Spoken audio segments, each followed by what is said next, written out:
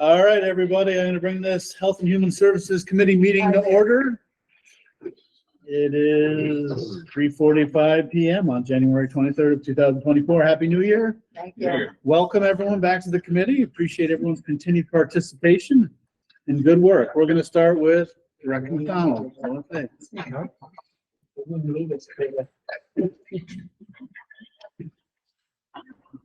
afternoon. I just have one resolution. We're looking to establish a pool of up to 3 potential per diem site managers. Right now we have, site managers that man our senior centers, and we have one per diem to fill in for when these other folks are on vacation, if they're out sick. And what's been happening quite often is that she's been unavailable due to other commitments. And we'd like to establish a pool of at least 2 more aides, or not aides, site managers, so that, because oftentimes we've had to end up closing our site down. I'll move it. Yeah, I'll second it. Further discussion? All in favor? Aye. Opposed? Carried. That's the only thing I have. I have our quarterly report from last year, the last 3 months. I don't know if anybody wants any questions about it. Heat is going through the roof, I can tell you that. That would be my question. Emergency heat just started January 2nd. They're doing 2-3 applications every day. So Kevin, what's the period this is? this is from October to December of last 3 year. months. Thanks. You had brought up something interesting at the OFA meeting, and I don't know if everyone's aware of it. Do you remember the discussion that was going on about people that are being brought to the hospital, they're being put in observation rooms, then released to rehabilitation? Yeah. Versus admitted, which triggers their insurance. So Right. people are getting massive private bills. Can you just run that over with this committee? Yeah, Just so there's an awareness? We put an article in our newsletter about that as far as what the hospital terms observation versus admittance. And I guess what's happened with a couple of people that have come our way is that people have gone from the observation right to a rehab, and Medicare will not pay for that. And we're trying to get that rectified with the hospital to make sure that everybody's, clear on that. And I know Commissioner Gibson could kind of address that a little bit too, because he and 2 of our staff members were involved in a major case. I guess I don't know how many denials had occurred, or No. I don't know the whole story, like I said, because my assistant worked on that. But Yeah, I will follow up on that, and this particular one will have a happy ending. exactly. Confuse that with reality. That's why I brought it up, so everyone's aware of what's happening, because some of the constituents are getting hit with big bills. Bills. So I'm not quite sure what's happening. They Well, don't have the room to I admit should them? know, no, it's not that at all. No. It's a designation. So this particular woman broke her ankle. She's 81 years old, broke her ankle. Went to the hospital. They admit her through the ER, and then they have to do ultimately the surgery, but they send her home and say, we're gonna do the surgery Monday. Okay. Came back Monday, did the surgery on a she's admitted, but she's admitted under another designation. And that designation is not gonna allow for long-term rehab. Okay. However, every medical note in the entire record says keep, admit, and then send for long-term rehab. So it was strictly a business office thing that used the other designation, which triggers Medicare and Medicaid not to pay. Of course, nobody's talking about this, and the woman is sent over to get rehab, where a bill starts to come. And after the first month, it's like $31,000, to which they then call me and say, we don't have that kind of money, and what's going on here? It's not even my case, but I take the call and I'm sort of offended myself. So I send it over to Kevin's folks, And they say, my goodness, they call me back in a week and say, my goodness, Bob, actually, they've appealed this twice by phone from the hospital and lost. They got one more appeal left. So myself and one of my lawyers went over, met with Kevin's staff and said, all right, let's get everything together. And I'm going to designate one of my attorneys to act on behalf of these folks at the appeal because I'm interested in this. And sure enough, in the final appeal, my attorney makes sure they have all the medical records, gives the whole background. And we get a fully favorable decision from the hearing officer who says, yep, that's pretty egregious. And she broke her ankle and the hospital made the wrong choice. But the hospital is doing that by default because it also saves them. So if this one has a happy ending, and I imagine if you have the resources or connection to someone who says, nah, we're not going for this, then on the final appeal, Medicaid's going to pay. But I'm thinking of all the folks who don't have that. They have $30,000 bills and it's wrong because they should be admitted and then they should be sent to rehab. Medicaid or Medicare, because it's 3 overnights. Yeah, for the- well, for this particular person was a Medicaid, Medicaid, but it's happening. wow. So, Because right after that, we got, within days, a call from another person, wow. same thing, so. So- It's similar, I shouldn't say the Yeah, same, it was it's me. very similar. My uncle, same Yeah. exact situation. So that is out there and must be acted upon. Luckily, these people called me and I have lawyers and I am a lawyer and we took care of it. Mhm. But too many folks are probably just. Yeah. Why are the facilities allowing them to go in without a 3-night hospital stay? Because that's not the case anymore. That's what we were told. Yeah. It's a 3-night medical stay. Yeah, And go for in. Medicare to pick up that tab. So how? But that's the old way of doing it. How But frequent- as in not. 2024. Do we know how frequent this is? Well, this is 3 cases within a month. But Medicare That hasn't we're changed. aware of, Yeah. you know. Medicare hasn't changed, it's Yeah, still how 3 many people are overnights, just writing a correct, Bob? It is. Exactly. It is Exactly. still You know, right. right. Pretty So well, you can't fight it, so you're gonna the pay for it. discharge liaison that does the ER and is pushing for these people to go out, but the facilities are not. Oh, the facilities are waiting. The one we went to was waiting for the person to They're not come. getting paid, right? Well, that's why they're charging the client Yeah, and because of the way the hospital discharged them. this sounds like a conversation with the hospital. It's a whole. Oh, I've had it with Dorothy. Okay. That came out wrong. I That came know. out as if. I've had it. I've had You've had the conversation. Okay. And I this, took you know, it not, out. and not And to see, the mention thing the, is, the is staff these people time that have was no spent on advocates this. in the I mean, hospital. your They're office, screwed. from our Yeah. office, And they, and it was like our work, I can't keep doing this and do my other work, you know? It was just phone call. that's the phone call. thing, if they don't have any advocates. No, and- exactly. They don't have And a lot of oh my the- God, A lot of the elderly don't have They advocates, don't. you know They that, really so. don't. Call me, I'll go right out there to the ER. I'll remember That's that. how I got Gertie out from behind curtain number 6. Oh, brother. So it's difficult to get the word out, but. obviously Yeah, like reminder, I That's said, we terrible. put a whole article in our newsletter, which reaches an awful lot of people. So what can the people do? Like say somebody had to go, Well, just to make sure they know what's going on, Yeah. and what the terminology is and what it means. At least that's what our article is about. and I'm glad I heard this because I didn't know anything about it because I have a friend that's in the emergency room. Her aunt's in the emergency room right now and they're looking to discharge her. She hasn't had 3 nights, but she's got a bank account. Yeah, Yeah. yeah. Mhm.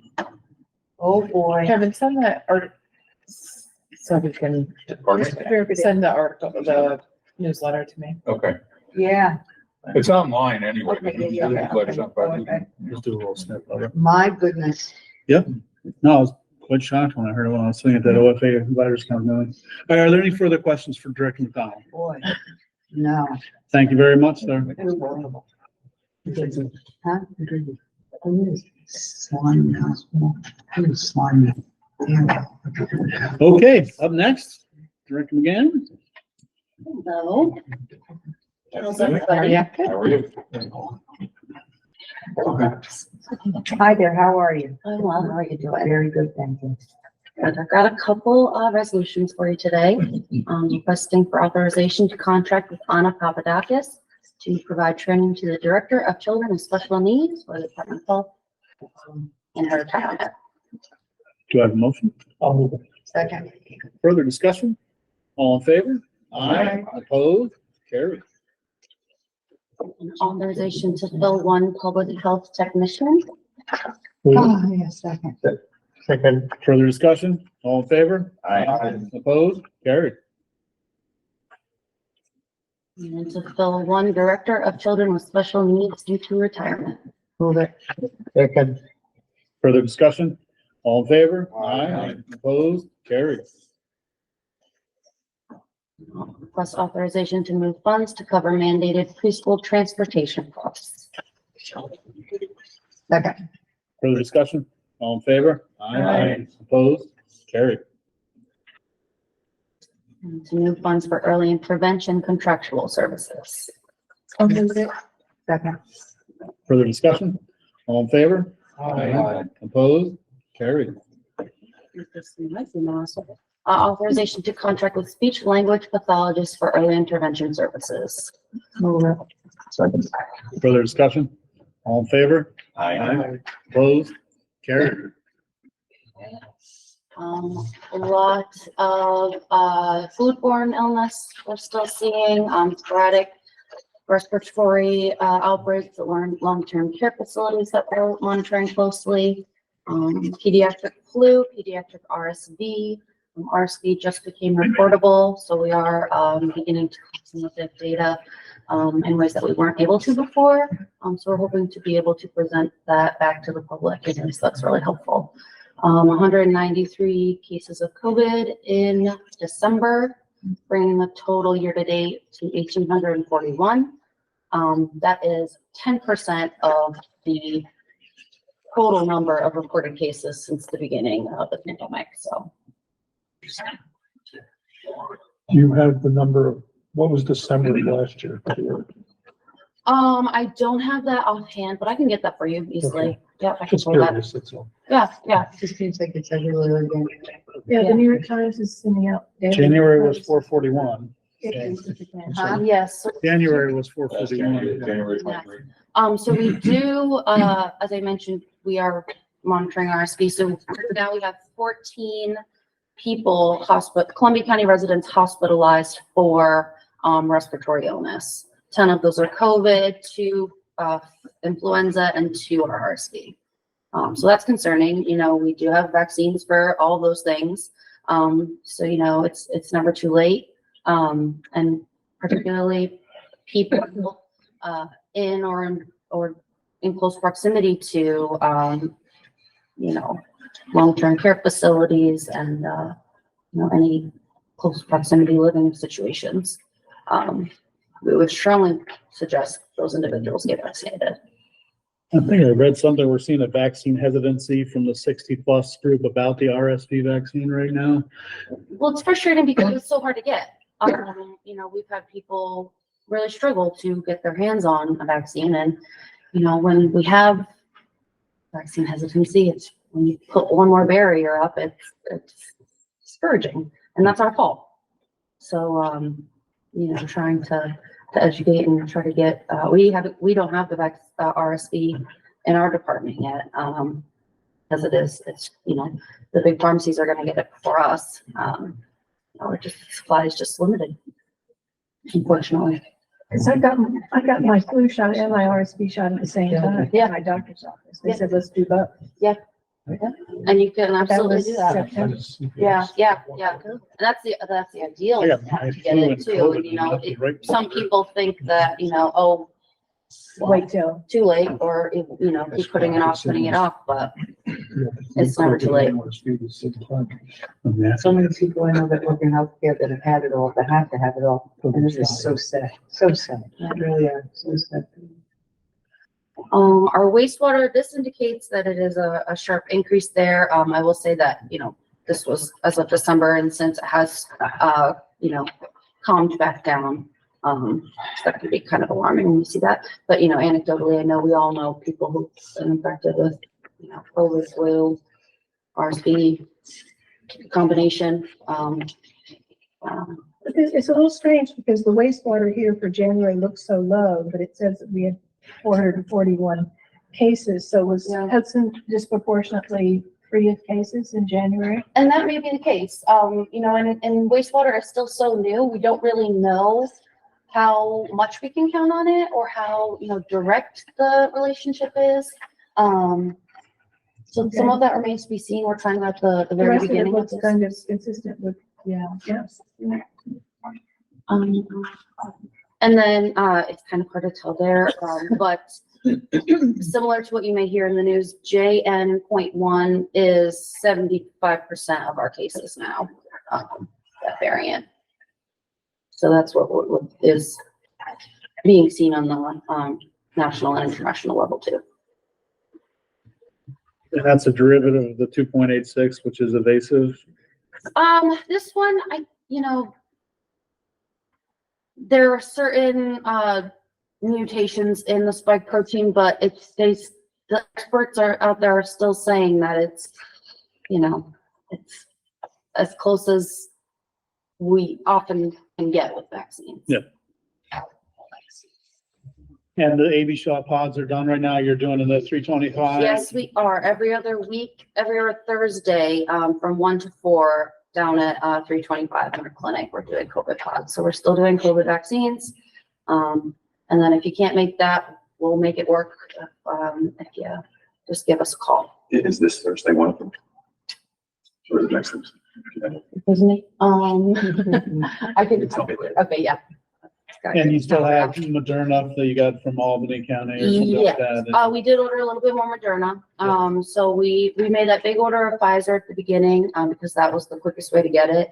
And we did end up sending a lot back because they did the buyback program, so we saved a little money that way. And then we did order, some Moderna from Albany County, and we went through that. So we did have to buy a little bit more Moderna, but, you know, we've been quite careful because of that high cost. Moderna has a much longer shelf life than Pfizer. Are people loyal to one or the other? Yeah.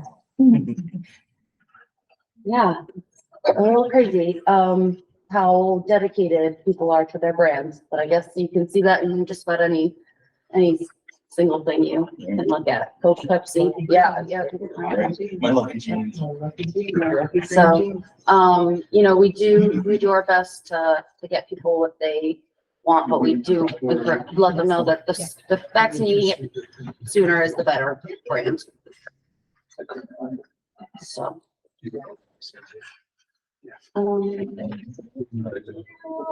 And speaking of our immunization clinic, it's been extremely busy apart from COVID. I think I mentioned, you know, back in November, the state is getting around to auditing a lot of the school districts to make sure that their students are up to date on their vaccines, and they're finding that a lot of them aren't. So there's a certain time frame in which those students need to get at least started on these series. So a lot of them are ending up, you know, knocking on our doors, and we're fitting them into our clinics. That has, you know, it's been quite busy for several weeks now. I'm hoping that, you know. So these are non-COVID vaccines? These are non-COVID vaccines. All right.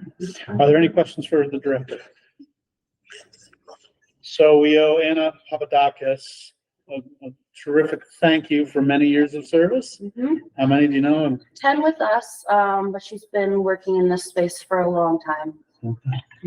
Well, convey our We'll miss her. gratitude to her, please. I will. I Thank you certainly will. very much. All right, thank you, Director.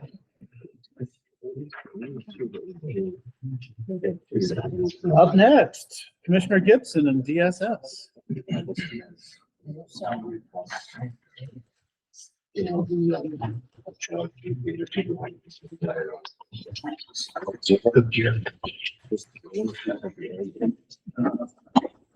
Afternoon.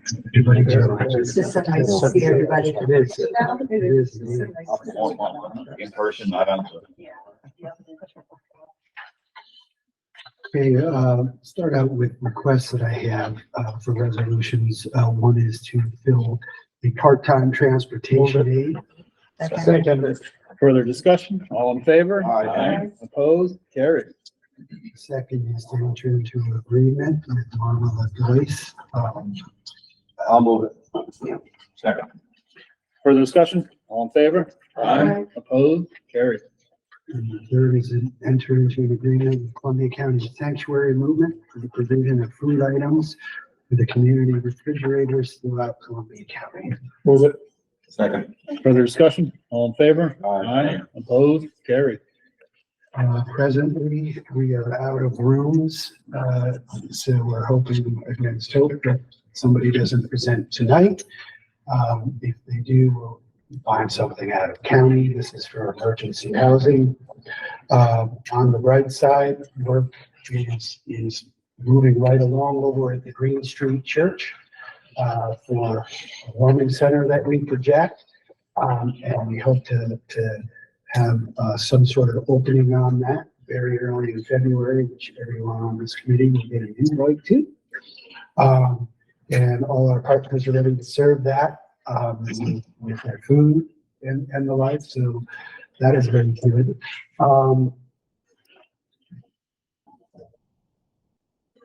And that might be the extent of my updates at this point. Any questions? Thank you all so much. Thank you. Thanks, Buck. Thanks, sir. Director Grandinetti. I have one resolution there, we're entering contract with 17 different programs for the for October 1st to October 1st, 23 to September 30th, 24. I'll move it. Second. Further discussion? I just want to make one note. The newest person there was the Pop Warner program. It's was done away with for quite a few years, and now they're trying to put it back together. And there's this idea that hopefully that can help the school district, because Hudson had to cancel their program. So I don't know how many people are familiar, but Hudson and Chatham are trying to look for a plan to bring their programs together. Chatham has a strong varsity team.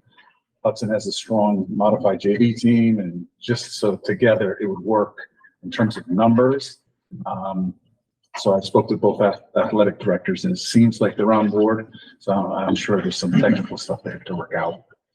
But it does appear to be the wave of the future, which school districts are merging, whether it's wrestling. How do they overcome all those years of animosity? What together now. What jersey you're gonna To wear? keep it alive. But that's a big one, because again, Hudson had to cancel their season for the second year in a row, so it causes such problems. So hopefully we'll hear something soon, whether those two schools agree to merge. But that's where our money was gonna go, because this year is the first year we had the youth team sport, so that was where we felt it would go, make more sense to go to. Think differently, that last night was our last, No, hold on. Let's vote on this resolution. oh, I'm sorry. Did I have a motion in a second? Thank you, Chairman. All in favor? Aye. Opposed? Carried. And just think differently was our last night, and we're gonna reconvene and start looking at our proposal for next year. Lisa has some really good ideas, so we're gonna get our committee back together and start looking for spring and the following year. Okay. Our annual Youth Leadership Award banquet's gonna be May 23rd. So we're gonna invite the entire Board of Supervisors.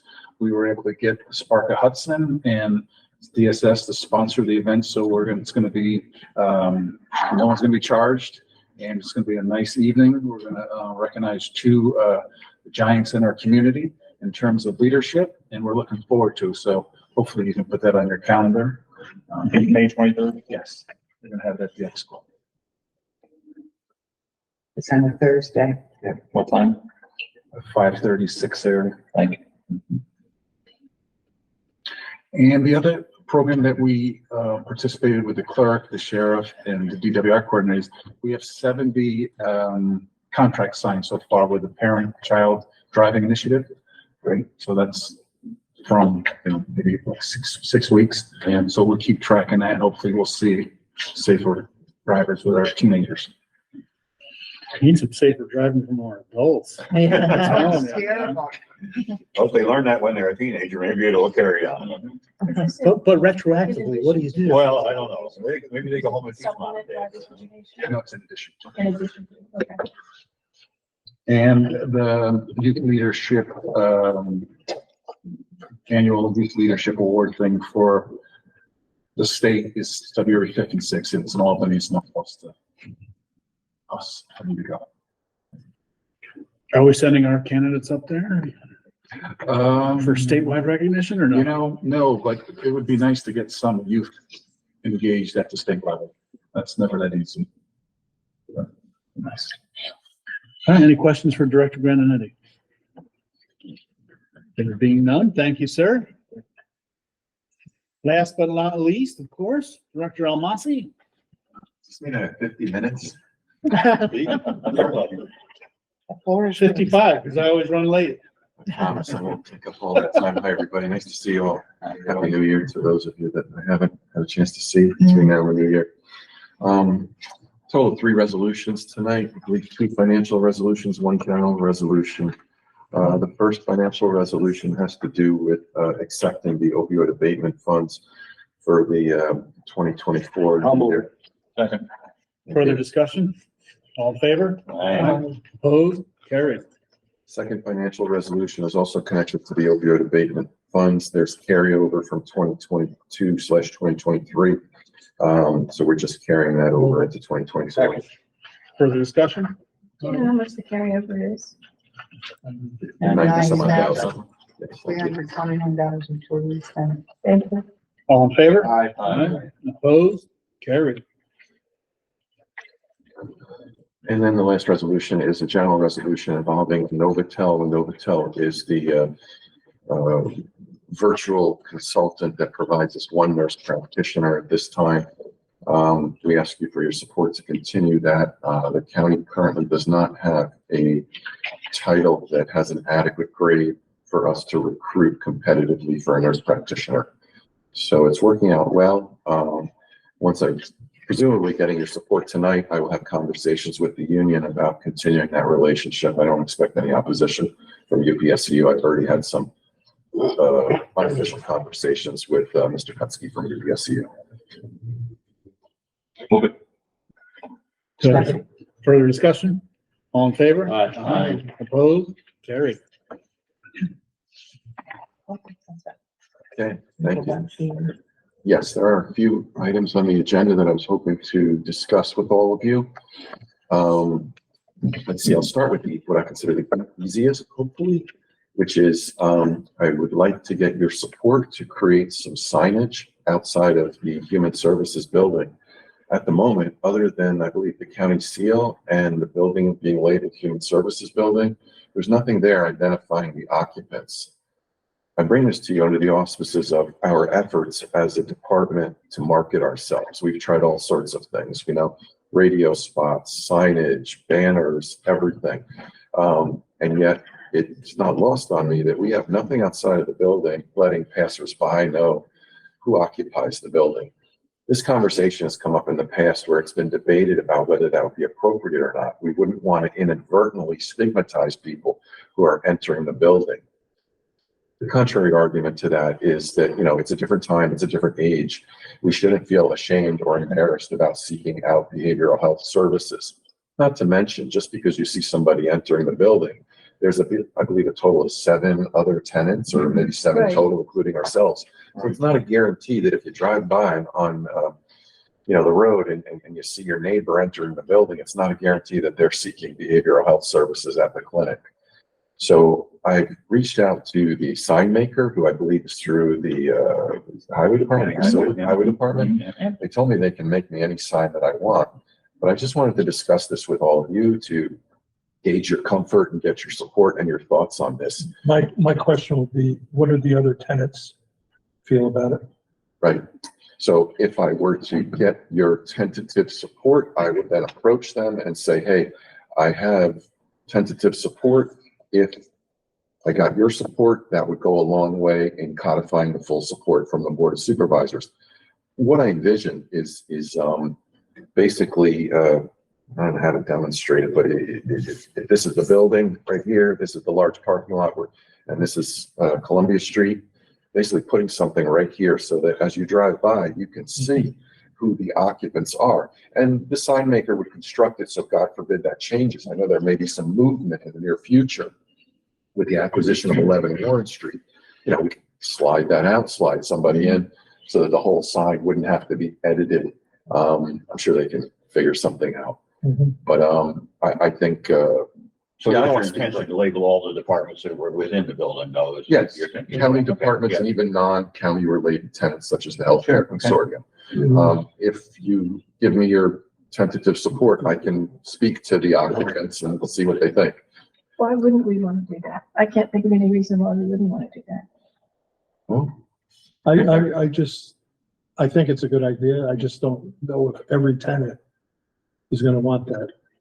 Are there any tenants that, whose clients would be, I mean, we don't have Planned Parenthood or something that's gonna be controversial, so. Well, you have the DA in there, maybe not for long, but still, I'm not sure that he would want to name on them. Well, they could be excluded. Correct. They could be Correct. kept off of it. I think it's a good thing, as Matt said, to poll everybody. I don't think anybody's really opposed, if they're not opposed. Right. And then we could go from there. Okay, thank you. And at the same point in time, then maybe you go to the sign shop and have them do a mock-up of something on paper to show us. A rendering. I was gonna say, if you get a rendering and see what it's gonna be, then that would probably be easier. Yeah, because we kind of want to make sure it looks nice as well, you know, and that it fits everything else kind of. I would make sure it looks nice, but I hear where you're coming from, and I Our totally. sign shop's very talented people out there. They do some really Yes. good stuff. Yes. Are there limits? I mean, you have to get permit approval, right, for a sign? Yeah, I guess In Hudson. I would make sure that we talk to the code enforcement Right. in Hudson. And then you may or may not know that people in Hudson have like very strong feelings about visual things, especially around signs. So it's worthwhile being careful about it. I agree that conceptually it makes sense to make it clear what's in a building. Well, I would yes. also consider like the Aesthetic. size that you need. If you're, I guess it's like, is it designed for someone who's driving or someone who's walking? Because the size that you would need if someone's driving, probably listing all the tenants is like too much information if you're driving by. So it probably makes, if it's intended for someone who's driving, I'd probably just try to come up with like a single name, like health or behavior or something, you know, like you can't name 7 different tenants as you're driving by. It's just too much text. So if it's designed for drivers, I'd probably just have a few words. If it's designed for walkers, you could probably name them. Agreed. And this is the conversation that will evolve over time. You know, is it going to be intended to be like where I suggested it be positioned, or maybe does it go on the actual building? I don't know. My ask is I would like something that identifies those that want to be identified. So a passerby, whether a pedestrian or an automotive, person knows what goes on in that building. I mean, sure, everybody has Google Maps, but I think this would be nice too. Yes, Supervisor Mann. Why say, make sure I agree with you. Every tenant, we have to be asked and organized together. So that, in that way, nobody can discomfort about it. And then it looks, if you put an economy estate, it looks good. People have to pass through. They look in that this building has it. If you put in a building, probably nobody look at it that way. That's If they will be washed out. Washed out. Yeah. So So. unless you want neon.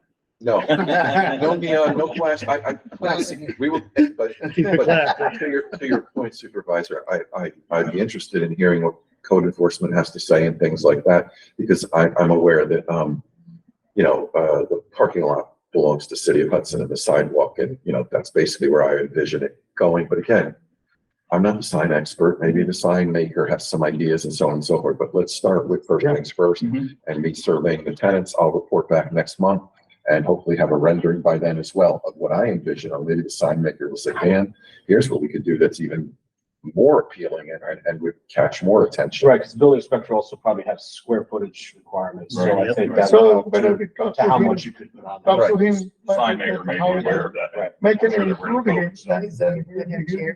Okay, so thank you for your what shall I call it? Tentative support. I appreciate I that. would say overwhelming. That- Overwhelming. Overwhelming. There's no other Based on kind. some qualifiers.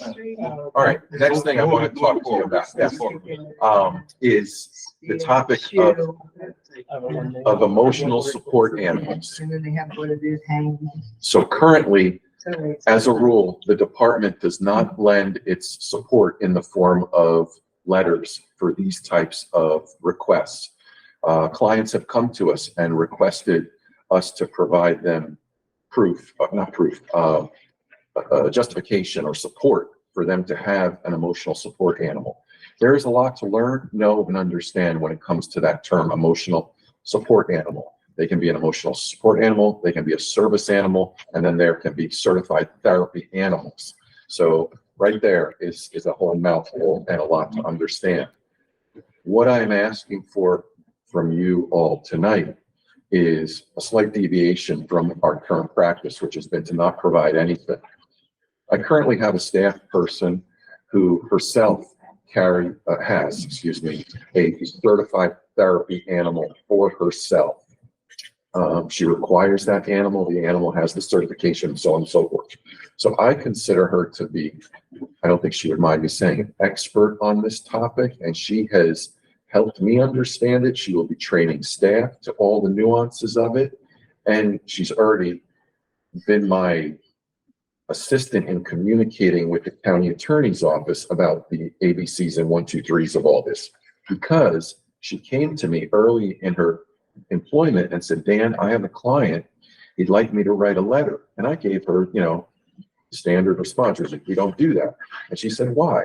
And when she pressed me, I said, well, that's because we've always done it that way. And she said, but I'm not asking for you to certify the animal. I'm asking just to give a letter of support to my client to consider his dog of 15 years an emotional support animal. And that is something under the law, she explained to me, that any medical provider or behavioral health provider can do. It's well within our scope. And she cited me the ADA law and so on and so forth. And what she said is that this, would also help her client gain access to housing opportunities that would traditionally say no to a pet. So the landlord cannot technically say no if the individual presents this letter. So it would increase the opportunities for this particular client that she's working with. Now, we as a department, if I receive your support, would then have to create the policies and procedures by which we want to organize this. We wouldn't just go, haphazardly about it. We have this employee's knowledge and expertise. We would create a mechanism by which supervisors would have to review the case and so on and so forth. So I want to assure you that there would be that element to it. But I'm asking for you to consider supporting my department in doing this. Now, because I have someone who is a real resource and an expert that can guide me and guide us on the nuances of this, because it's very tricky. There are certain questions that you can ask an individual, certain questions that you cannot ask an individual that presents with a service animal. And we've all heard the manipulations of the ADA law when it comes to this, as to how people go on, eBay or Amazon and purchase a vest for their animal, and suddenly that animal is allowed access everywhere. That's unfortunate, because that's cast a very dark cloud over this this initiative that is intended to really be genuinely helpful to people. So Dan, on some of this, because I've experienced it in my own business, firstly, I understand and support emotional support animals if they're legit, but there is so much that's illegitimate. And people go online, they can take a course. I know somebody personally that took a course online, got their dog approved to go on an airplane, so they can now bring it. This dog is not trained. They have medical people that will actually certify it. They have these online. I understand all of that. But if they get this letter, and as a business owner or as an individual can't ask to see proof, which is part of the ADA's rules, what good is this letter? Supervisor Ogonia, this is again where I'm at a bit of a loss, because I would need my staff person, whose name is Miranda Woodstein, to answer that, and she can answer that eloquently and give you a definitive answer. It could be stipulative though, right? Like for housing or for educational purposes or something like that, where like the letter only applies in these What? instances, like we would Well, only be willing to. Again, we're Why providing, would we want to do that? my ask is to consider deviating from our current practice to allow our staff to provide a letter for an emotional support animal. Any animal can be designated that if the medical provider or if the behavioral health provider feels there's an emotional value, a therapeutic value in that person having that animal labeled as such. We're not talking about, the certified animals that provide, that have those abilities that people are also fabricating. Does it open us up to the county to any liability? Well, this is why I started with the county attorney, and the county attorney said they're okay with it. They spoke to human resources, and messaging that I got back from the county attorney that I spoke to, which was Linnell, was to come and talk to my home committee and ask for your support around this, with the understanding that we would create that policy and procedure as to how we go about offering that letter to an individual that requests it. We don't get a lot of these, but it does come up. But I think it will come up more once. It will. I know that. I think that would And I be, do have a question. My question is this like somebody that just, I know people say, I just can't leave my house without my dog. Again, Okay, so, Mhm. so I get that and I understand what you're saying. I have a dog. She started school February 29th. First, she's going into a program that's going to make her a comfort dog, right? Not for me, but for others. They want to utilize this dog for a comfort dog. So she's going to go through this program, this rigorous program. And there are dogs that have gone through, service dogs that have learned how to walk around and be with somebody that's in a wheelchair because it's a necessary. Mhm. So if I go to the doctors and say, I just can't leave home without Libby. What does that create for you? You know what I mean? I don't believe this letter would allow that pet, that animal, I should say, not pet, that animal to gain access to all of the things that So the an animal criteria, that has been through a certification program. It's not an apples to apples so the type of thing. criteria for that letter has to be right on. that's where I think we need to start with. Spot I mean, on. if we Has to develop be sort of spot some on. sort of training certification, because it's like, well, I'm One at a time. I'm sorry.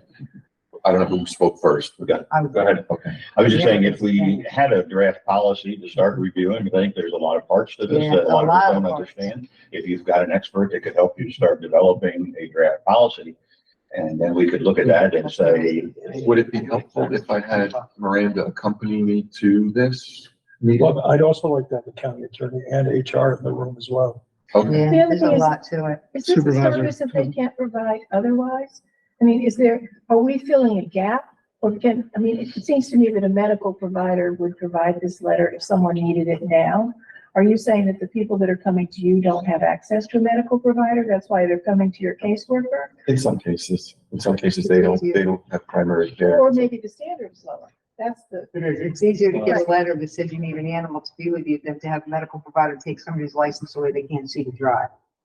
I missed most of this conversation, so I'm just catching the tail end, but like from a housing perspective, what I'm understanding, tell me if I'm wrong, is like there are people that will be diagnosed with depression and then their behavioral therapist is going to suggest them like maybe something that you can do is get an animal. Their landlord doesn't allow animals, but it's being recommended that this is something that could support you. Yes. And that's what the letter would say, not that your animal that you have now is considered this or has special services, but you would benefit from I having. understand all Yeah, that. I I'm trying to understand. That is what. So it's not that it's like opening Correct. the door for pets to be able to go into restaurants or like they can't whip it out and be like, hey, my dog can stay with me. It's to protect them, like saying that I benefit from having this support with me.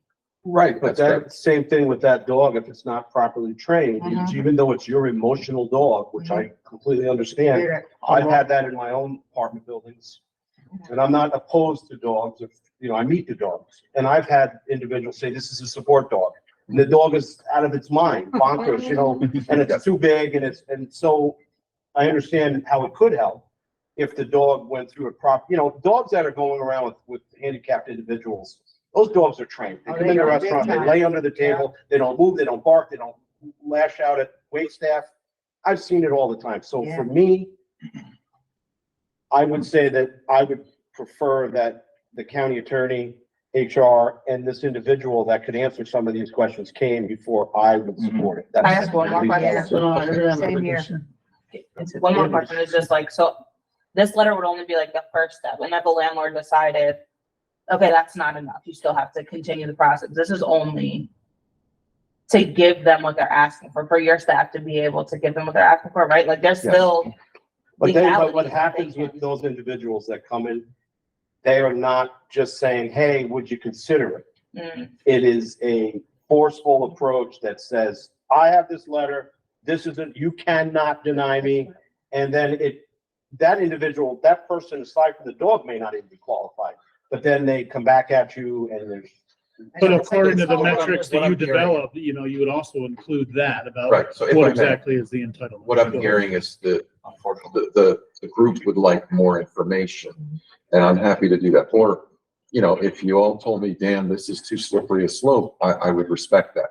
So what would you like me to come back with? You'd like me to come back with, the employee that I referenced and representation from the county attorney's office and NHR to speak to this? And a sample policy, so we know what's trained, we know what you're talking about, because to your question, if someone had recommended that she get an animal for comfort or security, she could get a letter from them, so she wouldn't need a letter from us. So I'd like to feel that we're filling, that there's a gap that we're filling that couldn't be filled otherwise, because if you're already gonna get this, or from a medical provider, why do we even want to open a door? Well, to make it that much easier for a person to, you know, if they're involved in our services, let's say once a week, and they see their medical provider once every 6 months for an appointment, and I don't know about any of us, but I've tried to get an appointment with my medical provider recently. It's not a lot of fun. It's challenging. So, you know, we just want to, our intent is to create better access. But what I will do are those things. I will speak to Miranda and see if she can accompany me for next month's home committee. I will speak to the county attorney's office, see if they can join, and speak to HR. And I'll do my best to have some sort of a draft or at least some bullet points of what we expect in a policy and procedure. Is that fair? Okay, great. On to what I think are bigger conversations, which is, okay, so I'm not sure how many of you may remember, but about a decade or so ago, the Department of Human Services made a decision to no longer accept commercial insurance plans. Private insurance is what this is, health insurance. And the reason we did that is because the reimbursement was extremely low. Part of the logic was that if we played hardball with the insurance companies and retracted ourselves as a provider, they would be forced to increase their reimbursement. Well, that didn't happen. So the reimbursements have remained very, very low.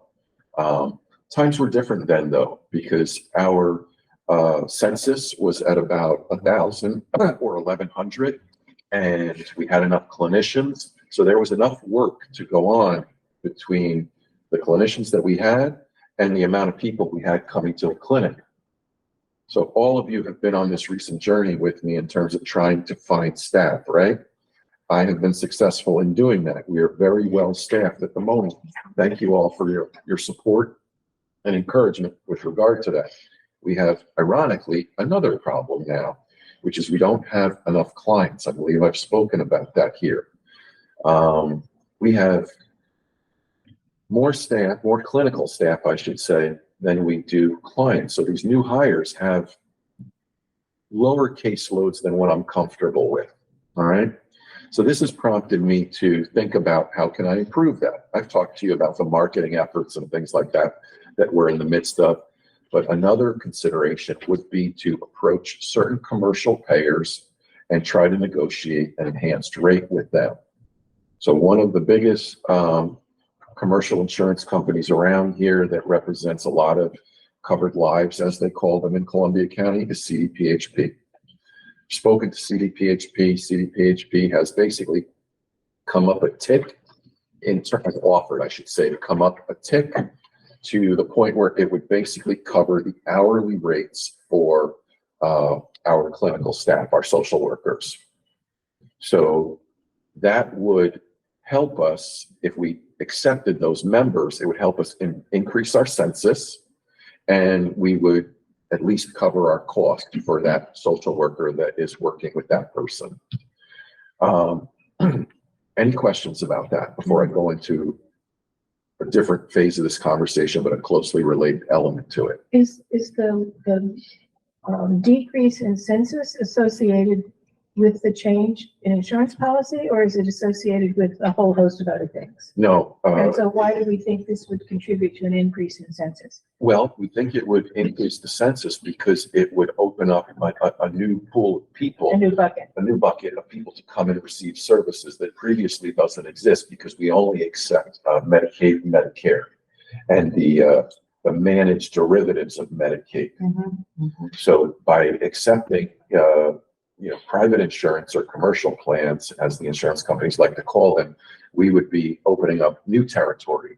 And that being said, we would, like I said, breaking even on the cost of that clinician's hourly rate to provide that service, whereas the Medicaid rate covers the cost and then some. We don't make gobs of money, but we certainly do much, much better. Now this brings me to the consideration for us to entertain revisiting school satellites. So since the winding down of the public health emergency and throughout the public health emergency, all of the schools within Columbia County have been very vocal about the needs of their student body. Students have been hurting, students have been, struggling to reacclimate as a result of the remote learning that went on for 2 years, et cetera, et cetera. Behavioral outbursts are up, suspensions are up, superintendent hearings are up, all these kinds of things, as well as the lag in learning and things like that. So, I have approached them and said, listen, the offer still stands. And by the offer, I mean the offer that Michael Cole, my predecessor, crafted, which was when we pulled out of the school satellites because we were running at a significant deficit to offer those 6 school satellites. I'm sorry. 6 school satellites to the 6 districts. We said to them, look, for a 7-hour day, here's the cost. Share it with us. Pick up 50% of that, and we'll provide the satellite. Because what was happening is we were being pulled in many directions. We would be out there for a 7-hour day, and the school would want us involved in some sort of special education meeting or preparation for an assembly or handle a crisis. And that's all good if our worker happens to have a cancellation. But technically speaking, that worker should have no cancellation as long as that student is present in the school that day. If they're absent, then okay, they're going to have a void in their schedule for that day, for that 45 minutes or 30 minutes. But, our workers should be really effective. That wasn't necessarily the case. Long story short, all of the schools said, no, we don't want to contribute. Public health emergency, pandemic came along. Many of them opted to hire their own social workers and psychologists. That's not the same as having a community mental health worker in your school providing 30-minute and 45-minute psychotherapy sessions. The role of a school social worker is not to do that. We would be doing that. The Center for Medicaid and Medicare Services has come out with enhanced reimbursement for OMH licensed clinics, Article 31 clinics, which is what we are, to offer school satellites. They're trying to incentivize OMH licensed clinics to go back into the schools because of these problems. They're doing that by incentivizing us with an additional 25% on what we would normally get reimbursed for. So in the case of a 30-minute psychotherapy session, we would be getting $175. In the case of a 45-minute, we would be getting $231. Yeah. No, that's for the session. That's for 45 minutes. But I'm talking, this is. Oh, it would depend. 1 day a week. Well, please qualify that for me. What do you mean? We would be The at the service will school be provided, Friday, how one many day a days week a at the week? school. based on the need that the school tells us they have. If they give us a caseload that necessitates our worker being there 2 days a week, Okay. we would be there 2 days a week. Okay. We would start off very conservatively. I wouldn't, offer this to every single district. I would offer this strategically to districts who have a higher Medicaid population of students. Again, because if I offer this to a district that has a disproportionately high level of commercial paid students, then I don't get this enhanced rate. This enhanced rate that I just quoted is specific to a Medicaid rate. So if you're looking at let's just say you've had a day a week, 7 hours a week, then you're looking at $60,000 a year, right? At You've done the math. Yes, Okay. right. So I'm just wondering, that's a lift for a school district. I mean, we're working now with school districts to get property tax exemptions for veterans and What would be the lift firefighters, for that? $50,000 or They're $60,000. not paying. They're not paying. They're gonna get how? No, we would They're bill paying Medicaid. half. No. Okay, so That- where's the that- 50-50 split? That was years ago. The 50-50 Okay, split is what so they you're declined. changing that, okay. Okay. I'm saying I'm Okay. contemplating re-entering the school satellites because there's been this enhanced rate. The reimbursement would fully cover the cost. It would, and Okay. it would help subsidize and soften up the blow if I had to see a student that had a commercial plan that only reimburses me, let's say $70, $80. Which So is flat. who does the pretty admin much. on that? Do you do the admin or do they? We would, Okay. yes. So there's a cost there as well. So, this isn't a money grab. This isn't, oh, wow, we're going to make oodles of money because of this enhanced rate. This is us considering making a good faith attempt at bridging the gap, increasing the connection between the student and the behavioral health provider, because keep in mind, there's a barrier in serving children. The adult in their life, and that could be grandma, grandpa, bio mom, bio dad, guardian, whomever, has to transport that child to our clinic. They have to do it reliably. They have to, make that commitment. And we get a lot of no-shows because that adult has other priorities or may have to spend the gas money to get themselves to work as opposed to come to the clinic or whatever. Or maybe they don't believe the kid should be in treatment. Maybe they're part of the problem. Could be all sorts of reasons. But if we bring, the service to them, we've eliminated a lot of that. Yes. Please play on the first go. Oh, sorry.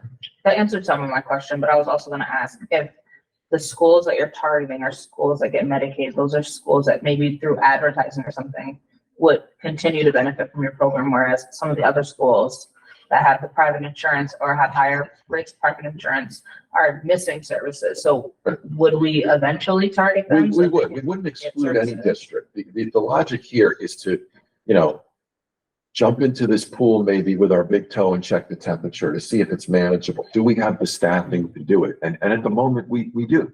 We could dedicate, again, I said that we're staffing heavy.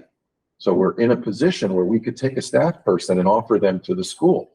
What do the schools think of this? I mean, you had said earlier that they didn't want to participate with us. And they don't want to pay. I know they don't want to pay, but This way they're getting it for free. do they want us there though? Very much so. Well, when sorry. Go ahead. Presently, school districts, students that need our services, are they getting them now? Somewhat, they're coming to the clinic. Right, so if a school district has an individual that they feel could benefit, They make a referral. they make a referral to the county. And Yes. so we are providing services Absolutely. right now. We're just not providing in-house service at their school. Correct. On their But they location. can come, Yes. and Yes. how many, is there a fair amount of that? I can get back to you with the exact census in terms of clients under 18. It used to be around 200. So given that our census is down from 1,000, which is where we used to hover, I would say 150 maybe. So you're thinking that even though Our we're current off, admitted census is 750 right now. right, but although we're offering it now, you're thinking that if we were at the school, there would be a higher rate of individuals that would take advantage of it. Because they're self-selecting now, Right. the ones who have Right. transportation and time. Right, it eliminates the barrier. It reduces the gap, the distance, the variables of the, you know, the car, the gas, the expense, the motivation of the adult, et cetera, et cetera. And, you know, I've also emphasized this to my clinic director, that we would have to be very, very clear with the schools. I mean, ironclad with the schools, that we're not deviating from the 30-minute or the 40-minute psychotherapy sessions. We're there to generate revenue for, you know, provide the service to the client, student, but to generate revenue. That if you want us in other activities, I'm sorry, not available. We are available to see that student. And if that student's not available, we'll move on to the next student in the schedule, in the queue, and just work through the list that they provided us so that we can be very efficient in terms of how we operationalize. And our this. providers that are working presently for you, have no problems driving to Germantown, Lebanon, wherever that may be. They would, the way I see it is, and again, this is a conversation that would have to happen. The schools, I would want the schools to buy in for at least a day, 7 hours, so that the individual would start their day and end their day there. And not shuttle back and forth, because that's an inefficiency as well that we experienced. Our workers previously, when we were in all 6 districts, they were all over the place, and it was inefficient. Half a day here, and then they would come back to the clinic and see, you know, clients, and it's just. So that could be a way to start it, to say that you have to provide us with at least 6 sessions, or however many that may be. So it could be every other week. It could be once a month. Right, whatever. Yeah. What districts are you imagining would be the start-offs? Hudson is a strong contender, but I haven't really, you know, solidified that. I wanted to come here. I wanted to talk to all of you about this multitude of moving pieces, the commercial insurance piece, because that plays a factor in the school satellite piece. I wanted to talk about the school satellite and the enhanced rate and just get your feedback. And basically, if you give me, you know, your endorsement, then I go back and I talk with my leadership team, my clinic director, my clinical supervisors, and I say, okay, do we want to do this? Are we going to take another stab at this? You envision having agreements with the schools? Contracts, yes. Yes, because that's how I want to hold them accountable. In terms of last time, it was just having to sit down with the superintendent, the principal or the vice principal, saying, listen, you know, we're here to do, you know, clinical services. And they all said, oh, we understand. And then somehow it morphed into something else, which, you know, we're not going to make that mistake again. I think it's worth pursuing. That's my opinion, and it's worth bringing us back more information. I think it's worth it. Well, that meeting that you scheduled after the last shooting where you had all the Right. superintendent, I mean, they all said they were in the process of or interested in contracting with providers. Sure. And now that you've overcome the cost barrier, I think you're halfway home. It's really, Is that temporary funding though from the state or? is it- No, they've committed to that. Well, it's part of the governor's budget, so. So is it one? Yeah, what would you like? So would it have a sunset after 1 year? Is what I think Kelly's asking, is it long-term? As I understand it, it's long term. Okay. Never guaranteed, but. But there's no. We'll find out. So, all right. In terms of the insurance, I think that's, Yeah. does anybody have any? No, I think it's worth pursuing the commercial aspect to it. It covers our At expenses. least with CDPHP. Yeah, I mean, if you can get reimbursed for at least Part of it, right? part of it, it's better than getting nothing. Right, and, you know, I hope this will change, but right now, our staff, our clinical staff are, some of them, the new hires, I should say specifically, are more idle than I'm comfortable with. And, you know, I'd appreciate that, you know, we're not being scrutinized in a way that makes me disproportionately nervous, but I'm fiscally conscientious. I want to have my staff have a proper caseload so they can generate the revenue that covers their costs. In terms of, That's it was, important. it was asked, yes, it is, absolutely. But it was asked like, what's contributing to this? My best guess is that throughout the pandemic, you know, it was so hard for us to recruit. So when I had a candidate that said yes, I wasn't about to turn them away, and I had your support. So I said, okay, welcome aboard. Never thinking that, you know, once we were ready to open our doors, and we have open access, our walk-in clinic 2 days a week. We're thinking about offering it 4 days a week, but we do schedule the days that we don't offer it. So I think the acuity is no longer there amongst the general public. They've calmed down. They're not as freaked out by COVID. Yes, we're hearing that there's a spike. We're hearing that people are still getting hospitalized, but it's not headline making anymore. It's not on the front of people's consciousness. People have been vaccinated. They feel a little calmer about it. There's also, and this is a reality that we have to contend with, there are virtual platforms that have sprung up like mushrooms. Will they last? In my personal opinion, I don't think so. They're already starting to atrophy. They're already starting to dry up. But for a while there were virtual platforms, telemental health platforms that were springing up like crazy. And people are drawn to that because of the convenience. We at the clinic still offer video, but we make it very clear. We expect you to come in face to face because that is the best way to receive a clinical service. If for some reason you need a video session, we will offer that. Last resort is telephonic. That has minimal value, in my opinion. I appreciate your efforts to be more productive, but what excites me about both of these ideas is the idea of serving more people, because there's not a day that we don't read something in the paper about the mental health crisis in our schools or among our young people, whether it's suicide rates or depression or whatever. So the opportunity to serve more of those kids, I think, is the most important part. And there's a lot of people that are unaware that you guys are up and running the way that you are. Also, like, there's a lot of people that didn't know. Help me spread the word. Yeah. The walking Well, clinic is open, and you have more of those supervisors. The articles into this. Thank you. Yeah, what is the caseload for a social worker that you'd like to see, like a range? Yes, right now, the majority of our staff, our clinical staff, have caseloads of 75 to 85 clients. It's just this new crop. We had three, if not four, staff, new hires kind of start with us in November. And they're cultivating a caseload because we took some people that were like close to 90 and transferred cases. So that individual can have a more reasonable caseload. And then we also have open access, and we're getting, 4 people on an open access day, 5 people, sometimes as many as 6. And then there are also hospital discharges, folks that are admitted to the hospital that are completely new to us, and they come to us. They're referred to us, and we meet with them. And some of those stick, and some of those folks don't. But the 3 or 4 that we're talking about have how many? 25? Yeah, about 25. I'd like to see that. Sure. 40 more, 50 more. Absolutely. Yeah. Okay. Which, that's where we're looking at some of these things which you Right. can fill their gaps. Right, that's why we're doing the marketing, aggressive radio spots, banners, getting the word out. And please, talk to your constituents, let them know if they call you and say, I'm struggling, or a family member has a need, let them know.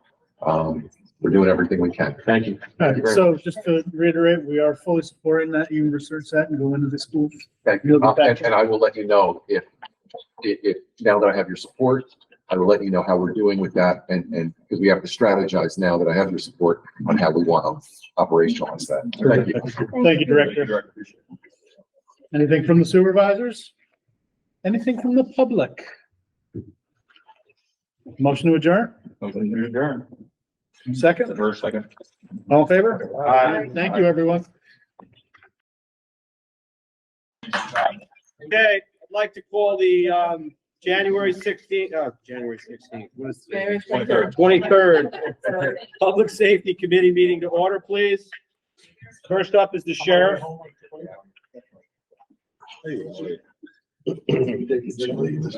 Sheriff, you're up. Oh, sorry. You were up all day. Good evening, everyone. Good evening. A couple resolutions, try to get this in the right order.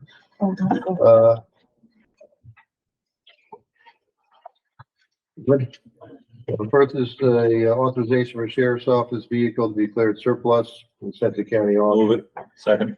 All in favor? Aye. Opposed? So carried. Second is authorization for sheriff's office to enter into a 3-year renewal agreement with LexisNexis. This is actually at a reduced cost. We were able to work out some numbers with LexisNexis. To be a saving of $1,308 a year. I'm all for it, but what is LexisNexis? So LexisNexis is the software we utilize for our law library in the facility. Okay. Even though we have tablets now, we're still mandated to have a computer that they can access if in fact the tablets go down or for some reason tablets taken away from the incarcerated individual. So they have access to the law material. I'll move it. Second, Second. all in favor? Aye. Opposed? So carried. Authorization for the sheriff's office to purchase the Tremble Forensics X7 scanning system. This is the device that, an instrument that's used during, serious incidents such as fatal crashes, accident reconstruction, crime scene reconstruction. We've had one for several years. It's an old Nikon, no longer really support that system. It's just getting to a point where it's just antiquated. And this is different from the scanning system that you wanted for incarcerated individuals. This is not the same scanning. Correct. This is not an X-ray system. This is to recreate accident scenes, crime scenes, so on and so forth. We can even map the schools, which the plans is to utilize it in that aspect as well for building the schools. And it's in your budget. Budget expense. Well, yes, we're also looking into some grant funds, so we do get a budget. Jim said, Jim Briggs signed. It says it right in the resolution. Yeah. Thank you. I'll move it. Second, Second. all in favor? Aye. Opposed? So carried. The last final is asking for the sheriff's office to be authorized to amend the 2024 budget for a grant extension for the second chance grant. Second. All in favor? Aye. Opposed? So carried. All right. And I do not have the Butler report with me tonight, so you have to excuse me, I can send it out later. Yeah. Any questions for the sheriff? Thank you, Sheriff. Thank you. EMS?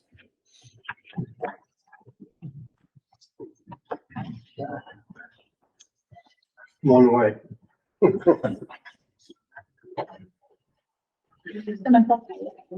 All right. Just an update. Last week, we had Fitch Consultants come in and work with us at a workshop for 2 days. Supervisor Collins was there, Supervisor Adams was there, Jim Bragg, our controller, was there. Every squad was represented, as well as some board of directors from the squad, and it was very productive. And basically what we did is we went through the consultant report, basically page by page, and also worked on a strategic direction that we should be working towards for all the agencies together and individually as well. Obviously, this was last Wednesday and Thursday. I do not have that complete report yet, but I will share it with you next month. Should be getting it by the end of this week. We went over basically some of the strategic plannings were patient care, training, community involvement, innovation as far as technology and how it affects EMS care, and administration, which involves contract planning, so on and so forth. So I will have a more definitive plan moving forward and once it is laid out. But I felt it was very good, very productive. Everybody participated. And I felt it was very constructive. I don't know, Supervisor, if you have anything else to add to that? No, I completely agree with everything you said. Okay, all right. So, yes. Question. Did it seem like most or all of the squads were on board in working together? Yes, I think the one thing it pointed out is if we do nothing, we're gonna die on the vine, okay? The world of EMS is changing rapidly. The integration of EMS into the healthcare system is going to be strategically important as we move forward, and how that has to happen and what's involved in making that happen is going to be a very big process because it's not a case of ambulances just transferring patients that are sick and need emergency services right away, but they need to be more integrated in the healthcare system. Community medicine is coming down the road, medics in houses and treating people, and hopefully transporting patients to urgent care centers versus to the ER will become involved. That is in Governor Hochul's proposed budget for this coming year as well. We'll be going to a NISAC conference next week, and hopefully to try to promote that as well. So There's a lot involved, and it was an excellent, led by two excellent people from Fitch, that helped the group just to get together and strategize. And I thought it was very productive. Great. So it was good, well worth it. The next is in the October meeting. Again, this is draft for discussion only, okay? And it needs to be no decisions tonight, but in the October meeting, we looked at the chargeback system because one of the complaints in the system is the unfair and unequal payments by different areas for EMS service throughout the county. In the October presentation, we use the taxable value of each town. In this particular presentation, we use the population based. And what I did is I took 2 years worth of calls as well in each town. And you'll see that the number of calls basically kind of approximates, the value of what they should be paying towards the system. Now, you'll notice in some of the towns, and I'll pick on Clover there, where they have close to 10% of the population, but there's 12% of the calls. It's because Pine Haven Nursing Home. Livingston is the same way, Malaysia is the same way, so on and so forth. So you're never going to get this one-on-one, but again, it's a different scenario for us to look at to see if this is a direction that you would like to take it versus what you're doing now. And again, what we're working towards will be contracts that you towns will have with the county, and it'll be one contract, and it will be consistent amongst all the towns. And in that contract, there will be some performance guidelines, of which there are none now. And quite frankly, there are some rescue squads out there, they don't even have a contract with a town. All right. So this will be a form of transparency as well. And like we emphasized to the agencies and the rescue squads, is that obviously there's always going to be a need for municipal support to the CMS system. But if the agencies seek to have more support, they're going to have to be transparent about it. So that will be one of the issues. The other issue we're working on right now with the hospital is transports out of the ER. Last year, there was about 700 transports out of the ER to other facilities like Albany Med. And we're working on a system with the hospital now whereby they would make one phone call to 911. 911 would have an algorithm to follow who to call. And it is my belief that the hospital has to have a stake in this as well. They need transportation and the squads need to be financially whole. So we were working on a system together with a hospital that would kind of allow CCMS to bill for the call, but the hospital would pick up the difference from the underinsured or no insured up to possibly a Medicare rate. So stay tuned. I'll be bringing that to you when and if we get that close.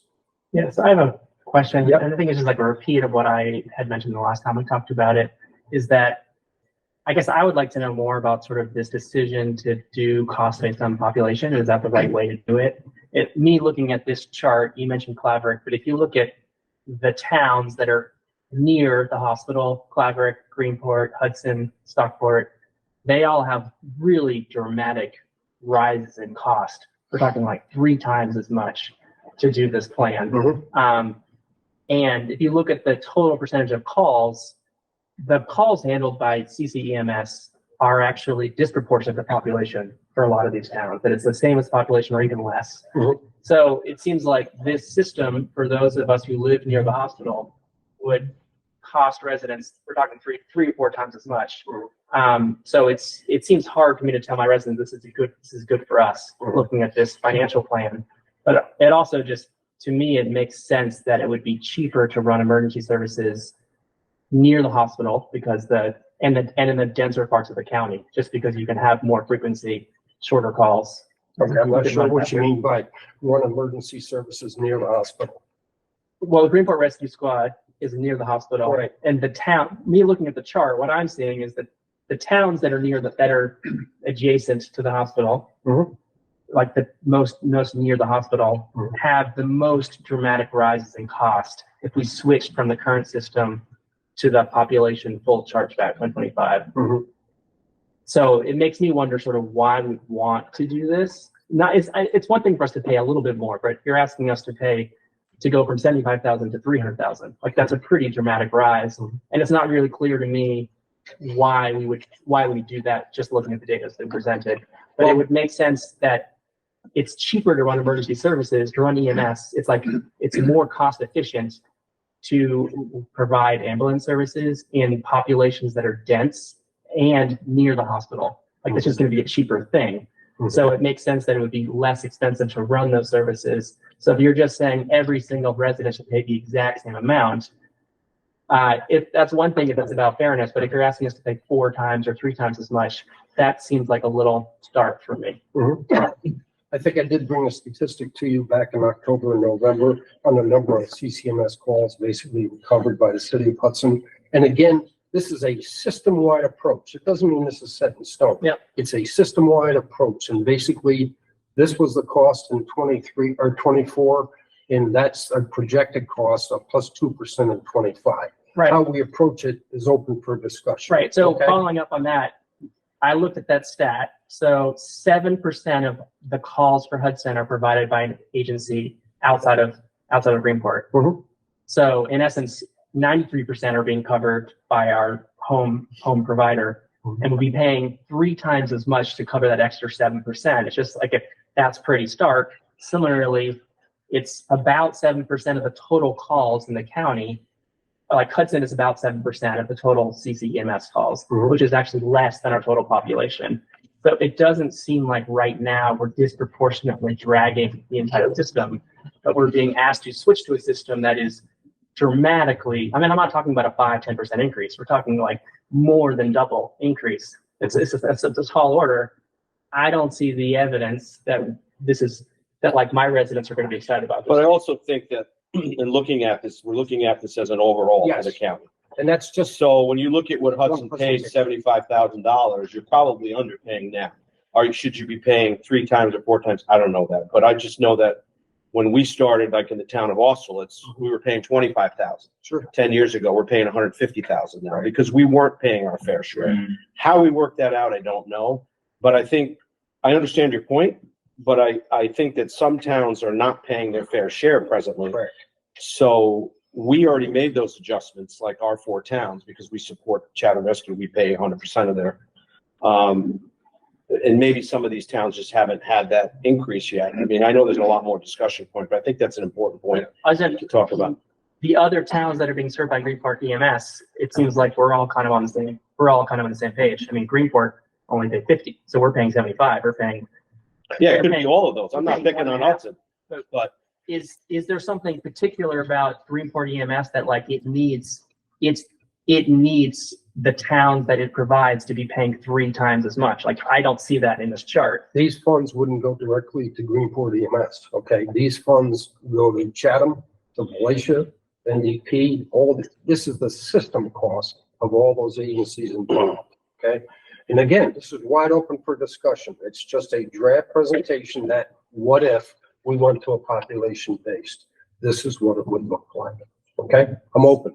So PJ, I think there's a couple points. So, within Chatham Rescue, again, New Lebanon was overpaying, Austerlitz was underpaying. Of course, Rafa wasn't like, yay, let's pay more. We did kind of a 5-year, New Lebanon kept overpaying until we got to, but I think there is something to what Michael's saying. I like the idea of population because when I look at the number of calls in population, it's not that off. And I do think assessed value doesn't make any sense, right? If a town has higher assessed houses, they're not getting more ambulance calls because of that, right? It really is the how much the ambulance is needed is based on population. So I like this general concept.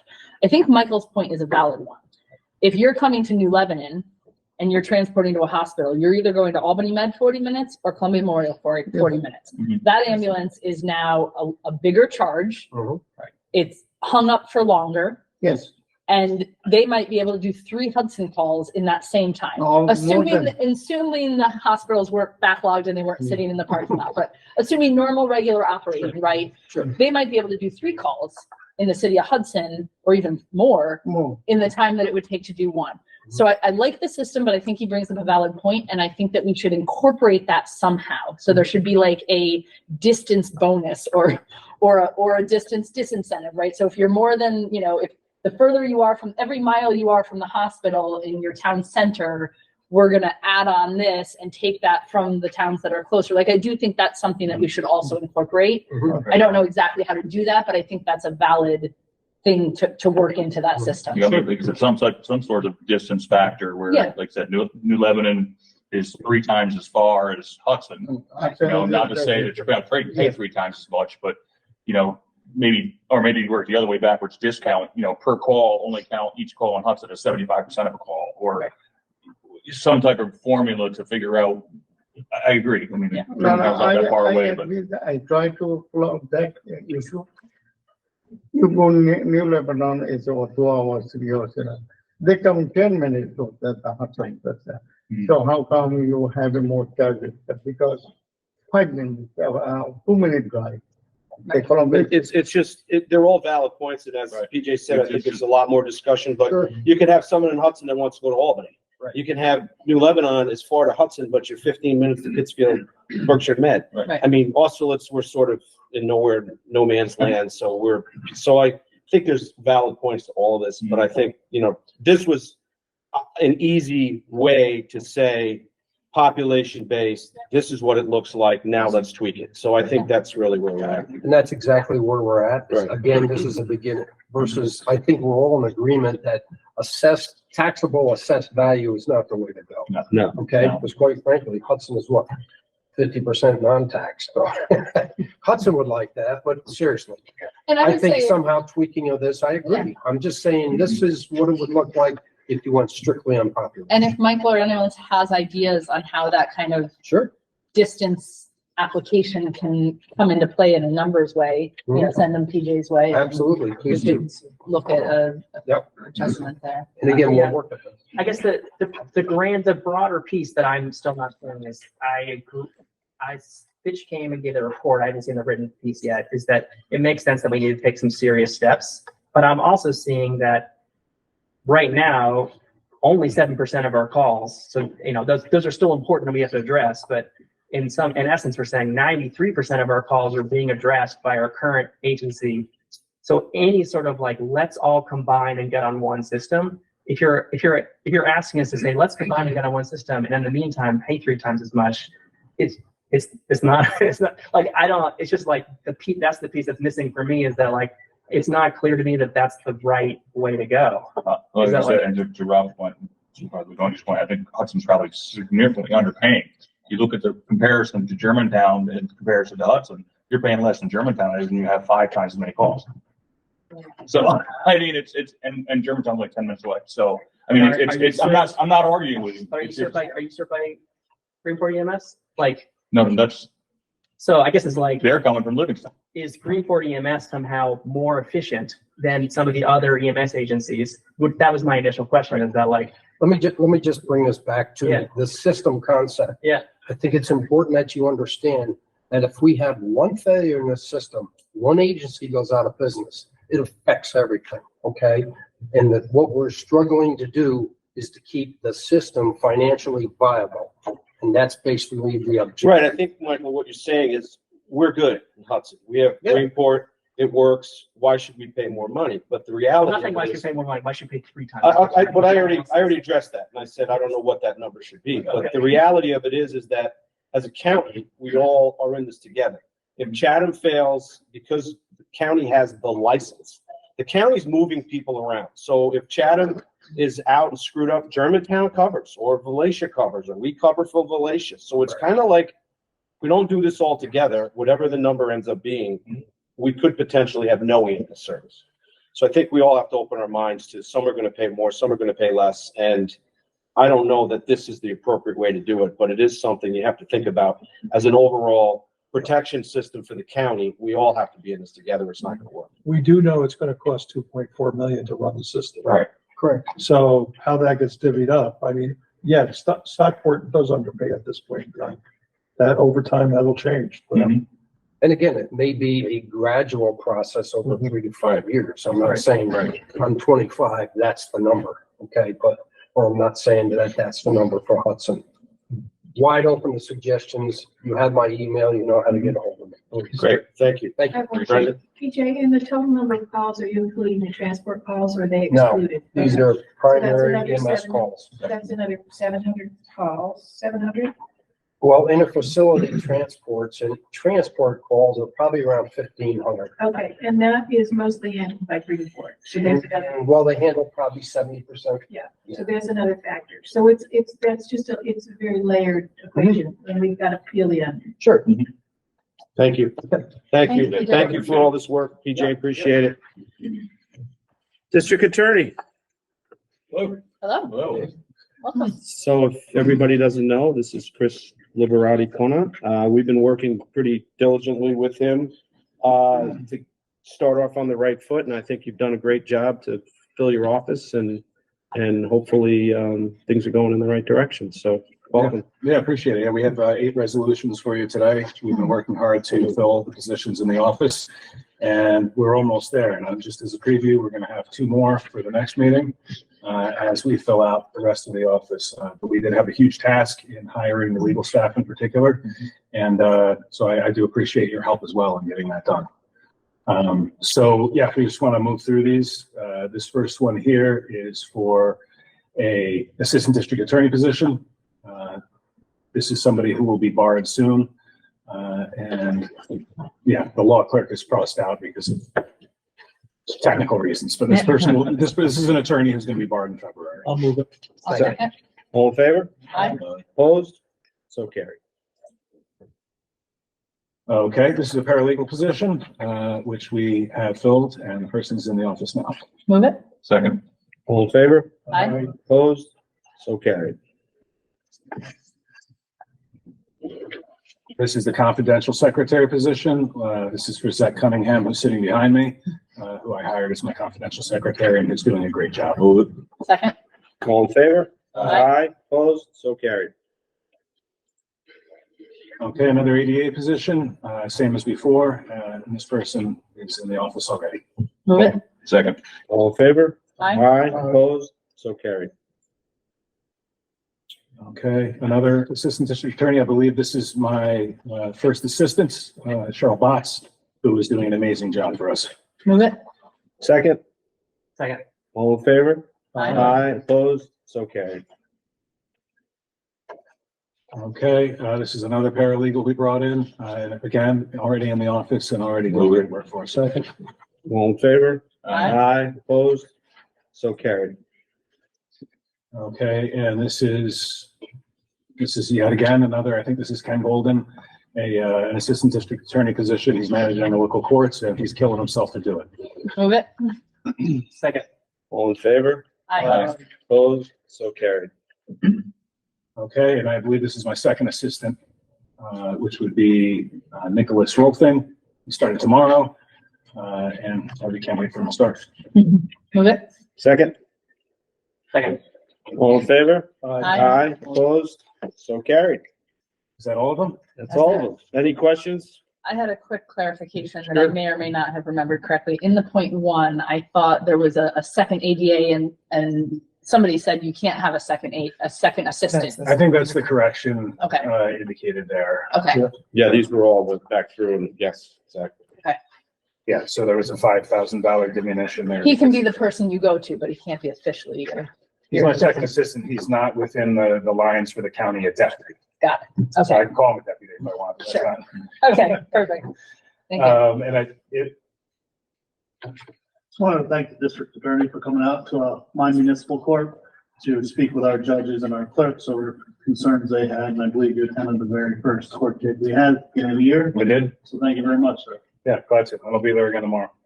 And if anybody had questions on the box from, that was disclosed in December by the previous administration of materials from the sheriff's department. I know people have been asking you about it, may have been asking you about it, I know they've been asking me about it. The status of that is right now we're working through the box to identify the cases affected so that we can do our due diligence and discovery, get the materials out to in the cases that it affects. And then as far as the other aspect of it, it's an ongoing investigation that I can't really speak on further. Thank you. Thank you. Can I ask a follow-up question Yeah. related to that issue? The Times Union has done a couple different sort of stories about discovery issues coming out of the county. Yep. The box being one of them, but some of them coming out of the district attorney's office. I'm wondering sort of like what steps you're putting into place to make sure that your office is following discovery rules. Right. So, and I can't speak to each of the instances in the past. Yeah. But we're in the process right now of drilling down on the existing felonies. Those are top priority. Of course, we're doing misdemeanors too, but the felonies are sort of A shelf stuff. To make sure we're in compliance, we're working hard to put stuff in the grand jury to indict it so that we don't lose our speedy trial. And, yeah, I mean, the systems are going into place right now. It's all sort of in flux, but we're working hard to get the systems in place so that we don't get dismissals on speedy trial grounds. But to be fair to the previous administration, the discovery obligations are onerous and the penalties for failure to follow them are severe. So of course, we're doing everything we can to make sure nothing is dismissed, but that's not to say nothing will ever fall through the cracks. Okay, appreciate that. So you mentioned you already have 2 more for the next meeting. Yes. If and when those 2 are approved and hired, does that give you a full staff within your budget, or do you still have other vacancies that you're looking to fill? No, we still have administrative staff that is not filled. Okay. I know I'm doing an interview for, I believe it's a court liaison, I believe is the title. Okay. So there are a couple of administrative positions we could fill, and then what we're running into is actually, we're running out of space inside the office. Got it. But there may be a couple more. We also, depending on what's available, and I'm talking to some people, I may have to move some things around if I want to bring in another attorney, which I may. And are you like Within the budget. advertising those vacancies publicly or kind of more word of mouth? Like, is there a way we can help? Do you want to email the supervisors and say, hey, we're looking for these 4 positions. If you know anyone, have them apply, or? Right. So I think, we had a posting up for the attorney positions, and I think we've let that go because we've done, we actually got good response. We've got people in for the attorney positions. I'm satisfied with that. That's actually a good suggestion. I do need to follow up and get an advertisement out for the couple admin positions we saw available. And if you want to share it with Kelly, she can share it with all the supervisors so we can kind of share with our residents. Yeah, absolutely. Okay, great. Thank you. Any other questions? Thank you. Thank you very much. You're welcome. Great job. Director Graziano. So I just want to, for those that don't know, Ralph Graziano, Vince Dodo retired and Ralph is the interim. He was the senior supervisor at probation. Welcome, Ralph. Thank you very much. Good evening, everyone. Good evening. So I'm asking permission for authorization to accept our ignition interlock device monitoring program allocation, which is in the amount of $7,035. So that's from October to September. Second. All in favor? Aye. Opposed? So carried. Request authorization to accept the New York State DCJS grant for Calvin Creek trial. All in favor? Aye. Opposed? So carried. That's it. Any questions for? Good luck. If you need anything from probation, please reach out. Need anything from us, let us know. Thank you very much. Thank you. Public defender.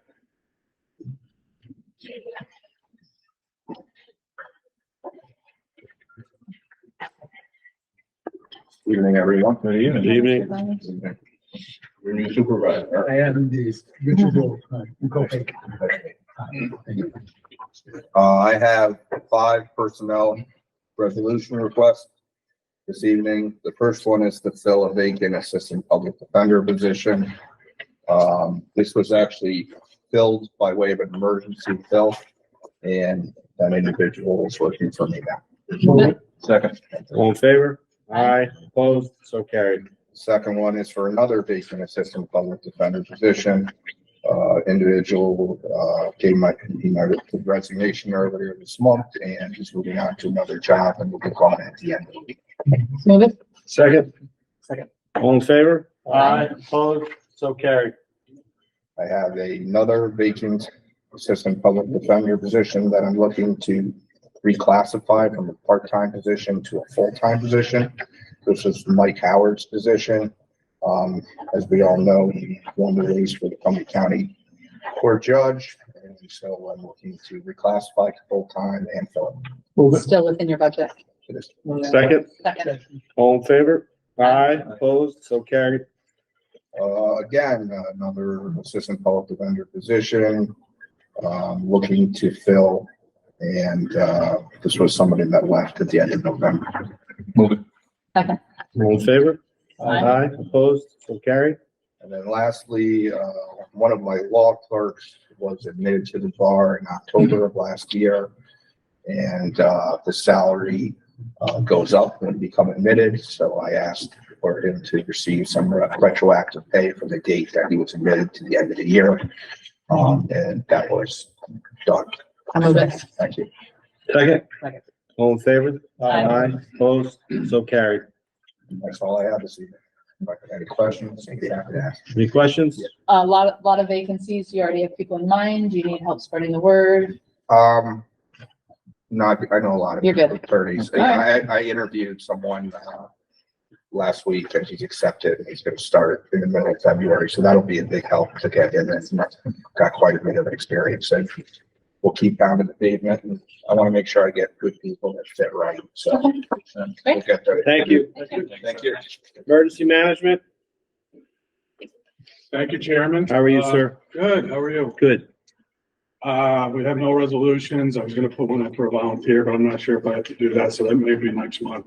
She's been with us for a while, and, been through the student work program, done a great job working on her master's degree now, but she's gonna age out of the student work program. And, so she'd like to stay as a volunteer. Have our, activity for the last 2 months. Also, we participated in a regional hospital preparedness program, interoperable communications drill, which they do every so often. That has started. It's basically a surge program that started after COVID. And as most of you know, we're kicking off our hazard mitigation plan update. We have a meeting tomorrow. We're working on a tabletop exercise for the hospital. It's going to be a fairly big exercise. I think I included the Hudson supervisors. Did I or not? Yeah, so, because we include local government. No, I If think not, you're invited to go. I can let you know when yeah, it please is. do, actually. We don't have a date yet, but we have a planning meeting this week. But local government is invited when we do one of these. I did send one to the mayor's office. But, and we had some inclement weather recently, and I actually spoke with the supervisor from Copic, which I thought you did a great job. You were on top of it. It was a hard, first month for, your service, but I think you did a good job. Copic was the hardest hit. It was hit from New Lebanon as usual, right down to 22 corridor. Copic had the most compacted and worst damage. I can interrupt, your guidance was much appreciated. Oh, that's really, actually, we were able to work with NYSEG and the county fairgrounds, county fair administration, and they, for the storm before that, they actually staged 70 to 100 crews at the fairgrounds, and they kept those over for both storms. So, they were able to put those out quicker than usual. So, but anybody have any questions? Questions? On the LOI that was due to you By next the end week? of the month. By the end of this month. Yeah. If we sent it, like, if there's any mistakes, you'll let us know. If we don't hear from you, we're good to go. Okay. All right, thanks. I don't want to worry too much about it. As long as we get it, they, obviously New York State would like every municipality to participate in the plan for every county. Yeah.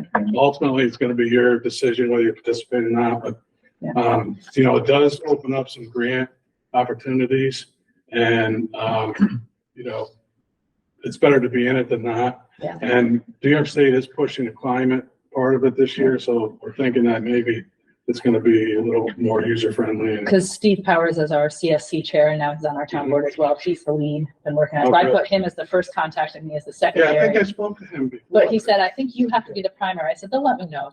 It doesn't, no, as long as you have a representative that participates in the meetings and that understands. He's very and it's active up and on involved. things, that's Yeah. all, yeah. Okay, great. It doesn't have to be the supervisor. Good. Thank you. Thank you. Thank you. Fire. He's in a warmer place right now than we are, but, so there's just, oh, you do? Yeah. Come on up, Gary. Yeah, George sent this up to me. The emergency responses were 97, C&O calls were 3, hazmat responses were 18. The training facility usage was, for the fire tower was 1,240 hours. The classroom was 5,345 hours, and they had associated meetings of 42. There were 13 New York State fire schools, 4 county developed classes for survivor fast vehicle extrication. We had 300 firefighters attend that. 2 EMT classes were held, and 4 classes were sponsored by emergency management. There's a volunteer firefighter training stipend program, opened a 60-day public comment period for paying firefighters to take the basic courses. I think it's a good thing. As you know, I'm the chairman of the fire advisory board, and we've been working on recruitment. And I think this might be something that's going to help. The program lists the rules and requirements. It also has an outline for local payment for classes, which would be a stipend from the state, would range from $750 to $2,000 depending on the course. That means that we get somebody to volunteer and they have to go through the course. There's an incentive for them now to do that, to get this stipend, which I think might be a big help for our recruitment efforts. Local stipends are capped at 500. Released in December, the infrastructure equipment grant program. 2 funding options are available. Funding option 1 is for construction, renovations, or facilities with a cap of $1 million per application.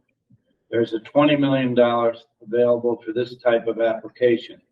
Option 2 is for equipment purchases, also with a $1 million cap and $5 million available. These offices anticipate applying for the OFPC infrastructure grant to add new training props to the facility. It also applied to the Bank of Greene County for a laser fire extinguisher to supplement the digital fire simulator for training purposes. Recent Zoom call regarding the basic firefighter class that we're trying to get into the Questar schools. Another thing to help our recruitment efforts, the program is moving forward and they're accepting students through their local guidance counselors. They need to be members of the fire department. We're working through the course equivalency with Standards Bureau. Office is working on technical search and rescue team survey in conjunction with OFPC resources for inclusion in emergency support function 9 area response. The property tax exemption, you're all familiar with that, I assume, right? They're working to complete the list of school district, towns, villages, and fire district distribution. You must sign up with your town assessor between January 1st and March 15th in order to get the exemption for the following year. Towns of Claremont, Village of Chatham have recently advertised public hearings to adopt the local exemptions. OFPC, Office of Fire Prevention Control, recently hired a new state fire instructor for our county, working on getting certifications to begin teaching classes. We'll soon be advertised for more county fire instructors to continue to expand, develop classes. You have to have so many instructors when they do these live burns and the skills out there, so they have to have, you know, so many instructors. They're also, over the next couple months, be adding new SCBA and search maze to the training facility. $500 donation received from Harrington Lumber towards this project. Also expected sometime soon will be in addition to power poles, cross arms, simulated wiring, make more room for a realistic streetscape for engine ladder placement. Thanks to New York State Gas and Electric and Chief Angle for assisting in lobbying for this donation. Working with the EMS office, we're developing a firefighter physical program for fire departments to use if they wish to replace the CMH physical program, and has been struggling to be able to provide consistent physicals and anticipate being able to provide a few days a month. I spoke to George about this. Firefighters are having trouble getting these physicals that are required annually. I know in Greenport we use Well Now. We've had issues with them. Hopefully we're getting that straightened out. The hospital can only take so many. So what George and I've been talking about is having, there's these companies that come around and do these annual physicals for firefighters. And we talk about having them come to the training tower, the county training tower, and 2 or 3 times a month maybe or something, and open it to every fire company in the county can just send their people there. They don't have to do it Well Now or the hospital. It's a great idea. Yeah, I think it's a great idea myself. The other thing I wanted to mention was, I have a fire advisory board meeting tomorrow night, 7 o'clock at the tower. Have we heard anything from the survey that we've put out? When we expect to hear from that?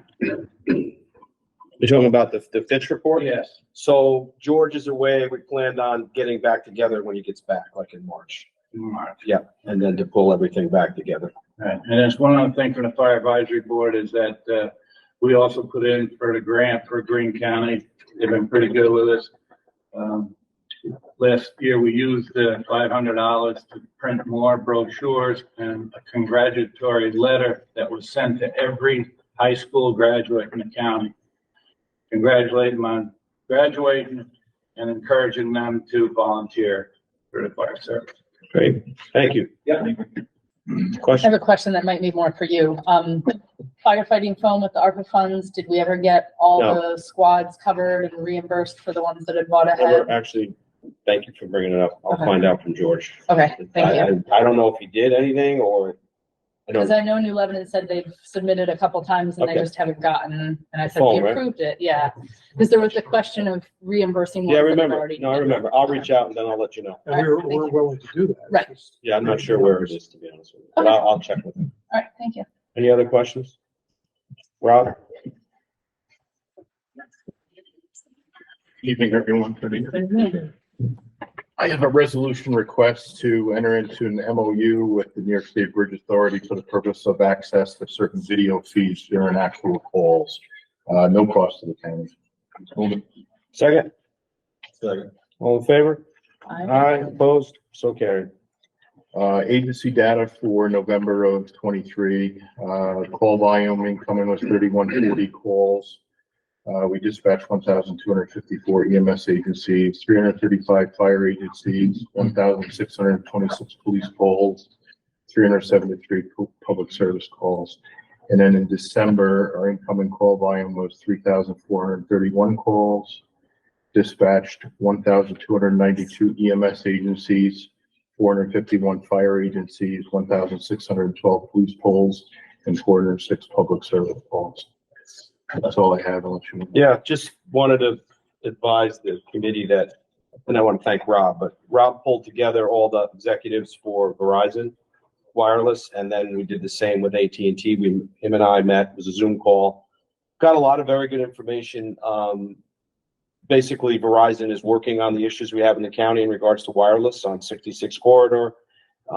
Some places in Ghent, they wouldn't disclose specifically, but they're working on it. AT&T actually gave us a phone to try, and AT&T, if I'm saying anything correctly, please correct me, but they have if you're in emergency services, they have a phone plan that gets you like priority service,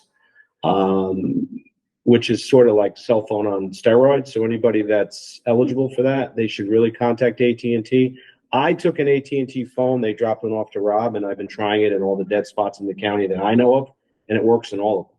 AT&T didn't used to, but from Chatham all the way to Hudson, I had no drops. 203 all the way up, no drops. Valatia, which nobody, dies on Main Street, it works perfectly fine. I'm not advocating for any service, but they seem to have been really working hard at putting up more satellites, more towers, some on the water towers. So you should advise your EMS and fire departments that they should look into it at least. So I don't know about New Lebanon, but I have the phone. The one you have, is it the one on steroids? or the No, one that just the anyone can regular get? one. Do you mind coming to New Lebanon? No. We have quite a few dead spots, including Town Hall, and one I have Verizon is has just a always been the normal best, one, but if AT&T is It's the better. first, so it's the FirstNet program. Right. So that's supposed to, for first responders, it's supposed to bridge the gap between our land mobile radio and basically commercial cell signal. And it's supposed to, it's going to improve, it's going to keep improving because they had an agreement with New York State to build out the system in New York to provide that network. Their band 14, which is the band for FirstNet, is slightly deficient from the commercial side, but they're working on improving that. They're adding more sites faster than Verizon is. Yeah. There was a point in time where Verizon was the best coverage, and AT&T is keep moving. So that's basically what it is. It was the consensus, or at least what I got out of the meeting, was AT&T is putting the money into it. Verizon kept talking about budgets. So I don't know. I'm not telling you it's perfect, but it's better. Just switch from Verizon to FirstNet, and it's better, and I have a it's phone. I cheaper. don't use it for a week. That'd be awesome. Because especially, I mean, in New Lebanon, like, You have another phone? we have so many Yeah, That would be better. out spots, and we have a lot of people that don't have landlines, or Yeah. when the power goes out and there's, lack of Should emergency. definitely try. Okay, I would love that. Thank you. Thank you for doing that. Not a problem. Any questions? You find yourself on Lover's Lane in Chatham Center with a phone, let me know. I don't like the name, but I'll come up with it. From the radio tower south of Germantown on 9G, let me know what you got. Oh, from Mountain View down, you mean? Although my daughter has AT&T, she has service, I don't. Because you're jumping across the river. Not that You pick bad. up solar On the down. 9G. So there's a couple phones around. I have Yeah. one, he has another one. If there's any questions, you can Like I said, my give daughter it a has shot. AT&T for her service. She So never you'll know. gets a call. And it's not even the FirstNet one I have, which is even, Hi. better. So anyway, Okay. any other questions? Any questions from the public? Again, we're not advocating for any one service or the other. No, I am not. But I was pleasantly surprised because I can tell you in Spencertown, 4 years ago, maybe, there was zero service in Spencertown with AT&T. Actually, the FirstNet, AT&T has a 25-year contract with the federal government right now to do this. Yeah, well, it was started with the state and then now it's federal. Yeah, so it's something that they won the contract. Yeah. And, so they're doing it nationally. They have to have improvements along the way. Yeah. How long until the 911 towers are online projected? So everything's staged right now. I'll just give you this answer. Waiting to get put in, the actual stuff gets installed and stuff. So March will be the first part of where we might see something. The shelter, the Chatham site will be the first one for the shelter to land on the pad. That's 2 weeks. It'll probably start. I'll send you an email to an update for that as well. And you're good with New Lebanon with any of those glitches that we were working through with the building department? Yeah, there's one when I drop the phone off, I'll talk to you about. Sounds good. Great. Anything else? Motion to adjourn? So moved. Second? All in favor? Aye. Thank you, everybody.